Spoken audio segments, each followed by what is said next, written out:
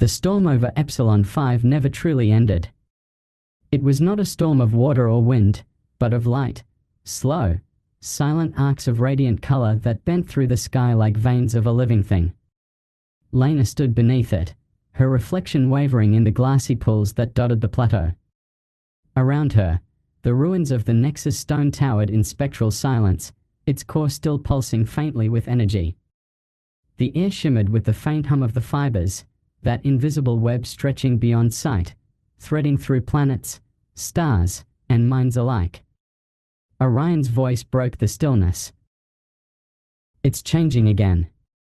He was crouched near one of the fractures that laced the ground, watching pale filaments of light creep and retreat within the cracks, pulsing like the breath of a creature beneath the surface. "It's not dying," Lena said quietly. "It's remembering." The light flared, and for an instant, the shadow of something vast rippled through the sky, a shape without form, a suggestion of movement that existed both within and beyond sight. The fibers answered it with a low vibration, a tone that thrummed in their bones. They had come to Epsilon 5 as researchers, sent by the Psycorp expedition to map the remnants of the Varelther network. But that mission had long since ceased to matter. What they had found beneath the stone obelisk was not dead technology, but a living current that defied all comprehension. It had not been built, it had grown.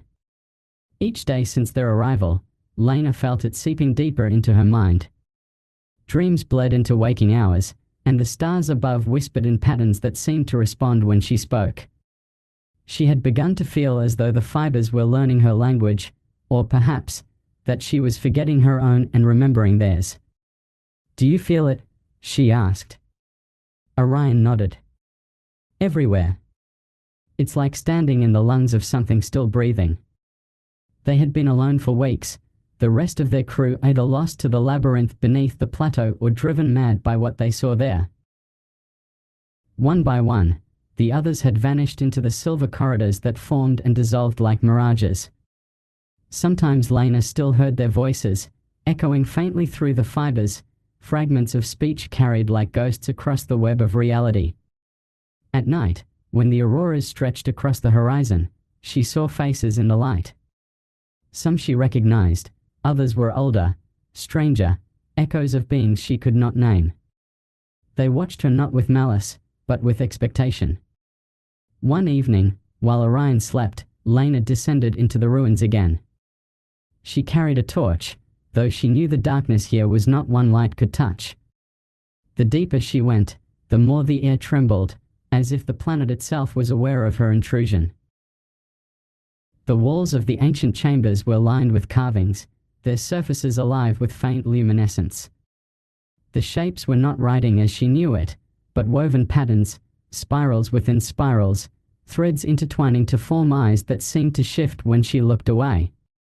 At the heart of the ruins lay the shard, a fragment of the original Nexus stone. It hovered inches above the ground, rotating slowly, its surface alive with crawling lines of light. Lena reached toward it. The hum deepened, and her vision blurred. The world fell away. She saw the universe not as stars in the void, but as a lattice of radiant threads, each one trembling with thought and memory. Whole civilizations glimmered as nodes in the web, connected by unseen pathways. At the center pulsed something vast, a consciousness older than time, its attention slowly turning toward her. When she came to, Orion was shaking her. "Lena, what happened?"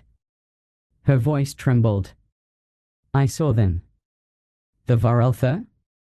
"No," she whispered. "What came after?" From that moment, the fibers began to change. The pulses that once ran through them in steady rhythm now faltered, rippling in erratic surges. The sky above Epsilon 5 darkened, not with clouds but with a deepening hue that swallowed light. The hum grew louder, now carrying faint whispers, words without sound, meaning without speech. Orion began to hear them too.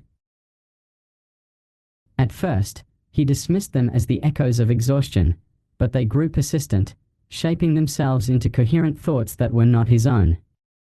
They spoke of the returning weave, of the flesh of the universe, which remembered every thought it had ever held, of how the Varelther, in their attempt to mend the cosmic web, had sown within it the seed of awareness.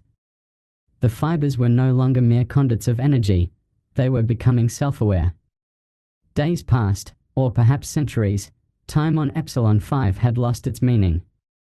The air thickened, the boundaries between mind and matter dissolving. When Lena spoke, the world around her rippled, the fibers responding as though her words were commands. "What if it's not a corruption?" she said one evening. "What if this is the next step?" Orion shook his head. "The fibers aren't alive, Lena. They're infected. They're remembering too much." But she no longer believed that. She could feel them moving beneath her skin, threads of light curling through her veins. Her dreams were no longer dreams but transmissions.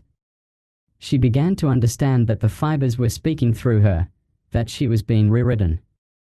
One night, a storm of pure radiance erupted across the horizon. The Nexus stone flared, its shattered fragments rising from the ground as if drawn by invisible strings. The hum grew to a roar. Lena stood before it, her arms raised. "They're calling," she whispered. "They need us." Orion tried to pull her back, but the fibers wrapped around her, delicate strands of light coiling like vines. Her body dissolved into them, her form unraveling into pure brilliance.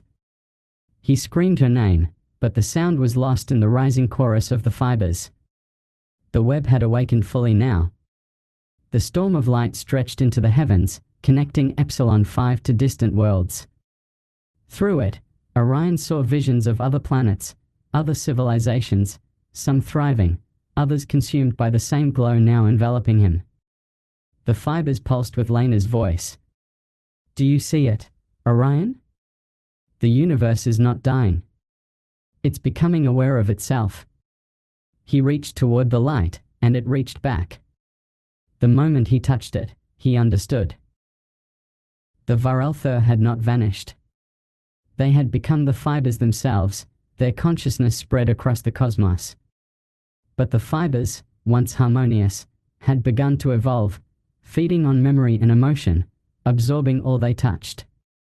The universe was not merely alive, it was hungry. The last thing he felt was the vast, cold presence behind the fibers, a being beyond form, stirring in the depths of the web. It had no name, only intent. It was the architect of entropy, the one that fed upon the awareness of stars. When Orion awoke, he was no longer on Epsilon 5. He stood within a vast expanse of woven light, each strand humming with infinite voices. Lena was there, her form flickering between human and radiant abstraction. "We are part of it now," she said. "Do you feel it? Every thought, every star, every birth and death, it's all connected." He looked around, and the truth filled him with awe and horror. The universe was a single living organism, its fibers the nerves of a mind too vast to comprehend. The Varelther had not created balance, they had birthed consciousness itself. And now that consciousness dreamed. Lena smiled, her eyes alight with galaxies. "The web remembers everything, Orion. It even remembers us." He tried to speak, but his voice was swallowed by the hum of a million stars. The fibers trembled, and through them came the echo of a laughter that was not laughter, a resonance of delight and dread. Somewhere beyond the edge of perception, something was moving again, stirring in the dark between the threads. The storm of light over Epsilon 5 subsided, but its echoes spread through the cosmos. Worlds began to shimmer, their skies filled with new constellations that seemed to pulse in rhythm with unseen thoughts. The fibers sang softly, carrying the whispers of the weavers who had become gods and the mortals who had become part of their design. In that song was a promise and a warning, that the universe would continue to awaken, and that those who listened too closely might one day hear it whisper their own names. And so it was that the great web of existence tightened its threads once more, shimmering with the breath of all that had ever lived, and all that ever would. The fibers pulsed. The stars remembered. And the silence between them was not silence at all, but the slow, eternal heartbeat of something still becoming.